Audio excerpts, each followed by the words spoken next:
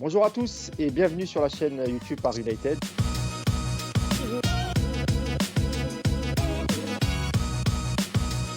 Cette semaine est sortie une étude effectivement de Football Benchmark qui montre l'impact du coronavirus et surtout le fait qu'un championnat reprenne ou pas sur la valeur des joueurs. Eh bien, en gros, un championnat qui reprendrait, qui se terminerait, aurait une moins-value sur son effectif de l'ordre à 10-15%. Et un championnat qui arrêterait, lui, aurait une décote de la valeur de ses joueurs de 25 à 30%. Donc c'est bien le cas, malheureusement, du football français aujourd'hui. On parle donc de 25 à 30% de décote sur la valeur de nos joueurs. Tout simplement pourquoi ? Eh bien parce que le marché des transferts, c'est un marché avec des offreurs et des demandeurs. Le fait est, avec le coronavirus, tous les offreurs ont moins de pouvoir d'achat et les vendeurs ont de vraies difficultés et donc ont une urgence à vendre. Ça veut dire qu'il y a donc une volonté de vendre rapidement, donc au mieux disant très vite, avec des personnes qui ont moins d'argent et a probablement du coup des bonnes affaires à faire. Si on est dans ce schéma-là, je pense que le mercato 2020, il va exister parce qu'il va y avoir des mouvements, il y a des joueurs qui arrivent en fin de contrat, il y a des joueurs en renégociation bien évidemment, mais ce qui risque de se passer, c'est qu'on risque d'avoir plus de prêts ou d'échanges, même pour des top joueurs. Quand on voit qu'un club comme le Real Madrid, qui est certainement pas le moins fortuné entre guillemets, est en cours de négociation pour une réduction de sa masse salariale pendant cette période-là d'une 30%, on se dit qu'ils auront probablement un intérêt pour des joueurs comme Pogba ou pour d'autres, mais qu'ils n'en auront pas nécessairement la trésorerie complètement. Donc on risque de voir des échanges s'opérer, comme il y a eu dans le passé, un Samuel Eto'o contre un Ibra entre l'Inter et le Barça. C'est des choses qui risquent de se reproduire, même pour des super joueurs. Pour le PSG, effectivement, cette évolution du mercato, qui serait un mercato plutôt baissier, risque d'avoir de vraies conséquences sur les transferts. On peut imaginer par exemple qu'on aura moins d'attaques sur notre duo Neymar-Mbappé puisque les clubs en face seront aussi en difficulté. On a vu que le Real n'avait pas forcément la même capacité d'achat que les années précédentes. Le Barça est en complète incapacité de faire face un potentiel transfert de Neymar, contrairement à ce qu'affirme la presse espagnole. Et puis il y a un autre phénomène qu'il faut considérer, c'est que le PSG va peut-être prolonger aussi certains de ses joueurs en fin de contrat, que ce soit Meunier, Cavani. Il y a cette volonté de garder des joueurs qu'on aurait du mal à remplacer, parce que soit ils ne seront pas disponibles, soit ils seront à des prix qui seront hors marché actuel, c'est-à-dire qu'ils coûteraient trop cher finalement par rapport aux finances disponibles du PSG. Un joueur comme Thiago Silva, finalement, peut être une bonne recrue en restant. Toutes ces questions-là se posent. Et puis elles se posent aussi pour les joueurs qu'on a envie d'acheter. On a vu par exemple que Leonardo était confronté à ce problème-là face à Icardi. Le transfert d'Icardi devait se négocier aux alentours de 70 millions d'euros. On peut imaginer aujourd'hui que la somme est beaucoup trop élevée par rapport à l'état du marché.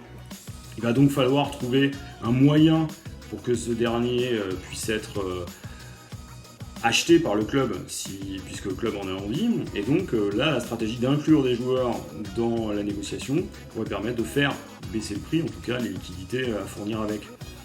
Toutes ces questions, elles se posent pour le PSG, mais elles se posent aussi pour d'autres clubs.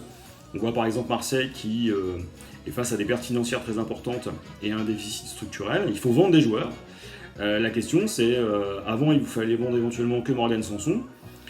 Aujourd'hui, il faut peut-être réfléchir à vendre soit Payet pour se débarrasser d'un gros salaire, soit Thauvin. C'est autant de questions qui se posent pour les grands clubs, mais aussi pour les clubs intermédiaires.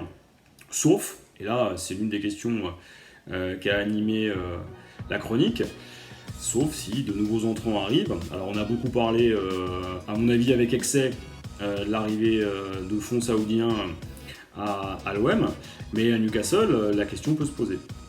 Aujourd'hui, on est face à cette incertitude. Toute crise crée une opportunité. Cette opportunité de marché, c'est le rachat de club à moindre coût. Et ça peut se traduire par des mercatos complètement débridés, ou en tout cas, des nouveaux acteurs pourraient se faire remarquer.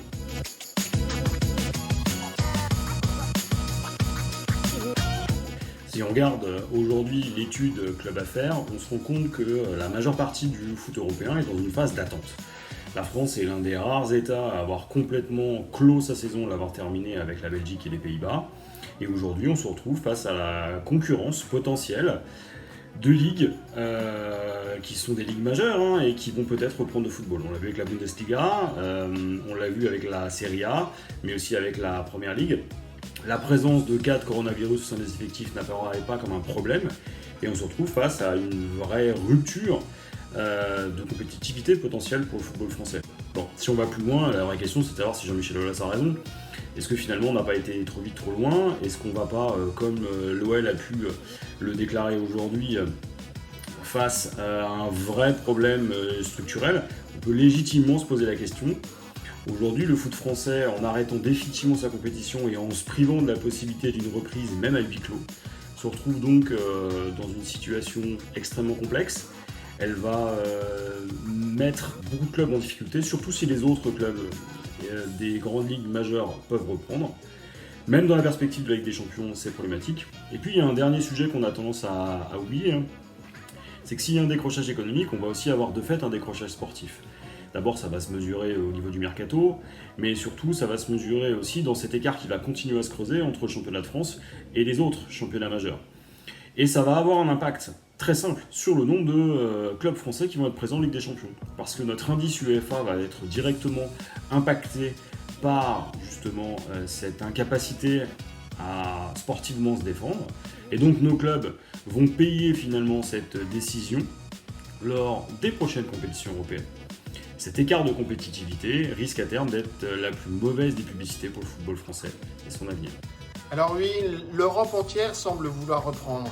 Le fait est, c'est que nous, en arrêtant, on a acté une perte de 400 millions d'euros par rapport à ce qui restait à devoir au niveau des droits télé, au niveau de la billetterie et au niveau du sponsoring. Alors, qu'est-ce qui va se passer? Eh bien, si réellement, ce qui semble être le cas, malgré les quelques cas avérés positifs, sans gravité pour l'instant et on peut s'en réjouir. Si réellement la Serie A reprend et termine son championnat, elle va sauver quelque chose comme 450 millions d'euros. Si la Bundesliga fait de même, elle va sauver 500 à 600 millions d'euros. Et si la Liga le fait également, c'est 700 à 800 millions d'euros qui seront sauvés. Quant à la Première Ligue, ça sera au-delà du milliard. Donc on voit pourquoi ces championnats reprennent. On peut le regretter d'un point de vue philosophique, mais la réalité des choses, c'est qu'on parle de sport professionnel. Donc, un sport professionnel, par définition, c'est une économie. Puis au-delà de l'économie, c'est aussi une question de mentalité. C'est intéressant de voir cette différence de mentalité entre la recherche de la prudence, que l'on peut comprendre tout à fait, et la volonté d'aller de l'avant chez les anglo-saxons, les Américains. La NBA comme la NHL, au moment où on se parle, essayent de reprendre. Ils ont repris déjà le catch, ils ont déjà repris aussi les combats, l'UFC, le MMA a repris ce week-end. Regardons ce qui se passe. Mais si ça reprend, et il faudra bien que ça reprenne d'une manière ou d'une autre, c'est-à-dire que si c'est pas pour cette saison-là, ça sera après, on va vivre avec le coronavirus, on va vivre avec plus de prudence, mais il va falloir bien reprendre cette vie. Essayons de voir ce qu'il en sera. J'espère qu'il n'y aura pas de conséquences pour les sportifs, c'est une chose, c'est évident. Mais probablement que Jean-Michel Aulas a eu raison, à mon avis, sur une évaluation un peu trop importante quand il va sur les 900 millions d'euros. Alors, on va voir aussi un impact au niveau de l'image, parce qu'on est parti probablement dans un feuilleton juridique avec des procédures à droite et à gauche. Et ça va être encore un point qui va affaiblir le football français. Très bien, messieurs. Merci pour vos analyses pertinentes. Et puis, on se retrouve la semaine prochaine.